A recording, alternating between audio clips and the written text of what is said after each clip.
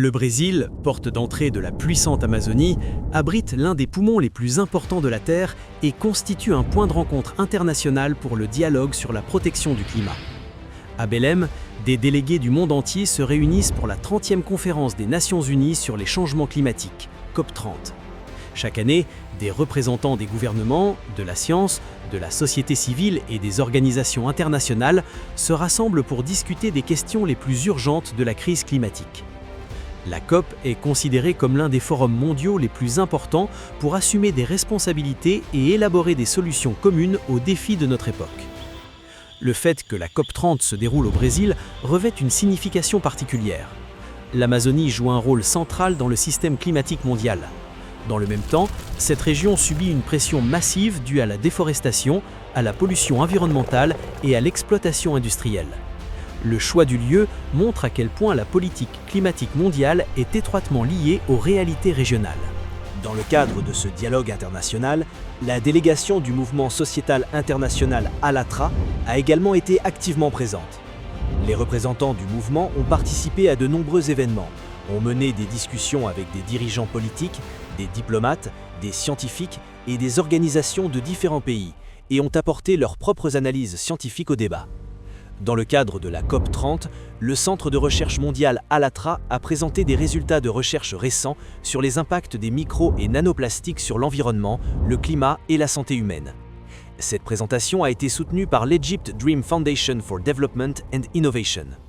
Les résultats ont été présentés par Marina Ovsinova, présidente d'Alatra et experte en stratégie de menaces globales, ainsi que par Alexander Masny, expert en bioinformatique. L'accent a été mis sur la capacité des nanoplastiques à accumuler des charges électrostatiques. Ce processus peut perturber les processus biologiques au niveau moléculaire et favoriser des conséquences à long terme sur la santé. Les données présentées montrent que les nanoplastiques sont détectables non seulement dans les sols, les eaux et l'atmosphère, mais qu'ils pénètrent également les organismes vivants jusqu'au niveau cellulaire. Là, ils peuvent déclencher des réactions inflammatoires, un stress oxydatif et un dysfonctionnement mitochondrial. En même temps, les analyses indiquent que les nanoplastiques peuvent aussi influencer des processus liés au climat, un aspect jusqu'à présent peu pris en compte dans les stratégies climatiques internationales.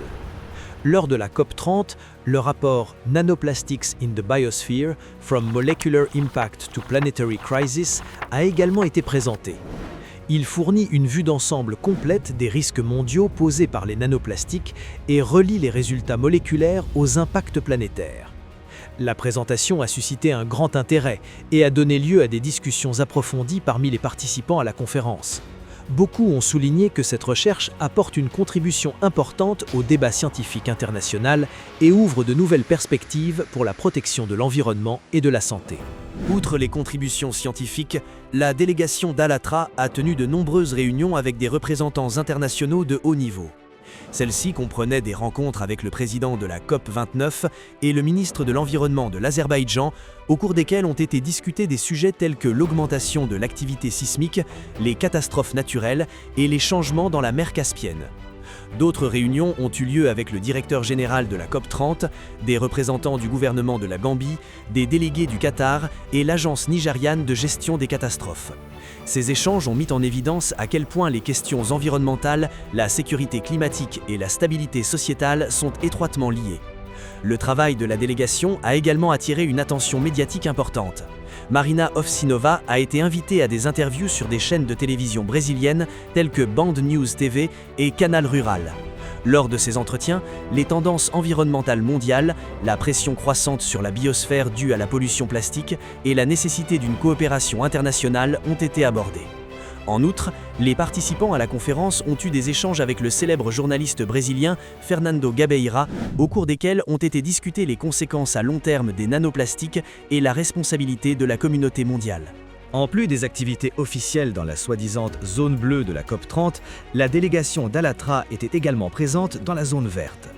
Là, les représentants du mouvement ont interagi avec des organisations internationales, des fondations environnementales et en particulier avec les communautés autochtones de l'Amazonie.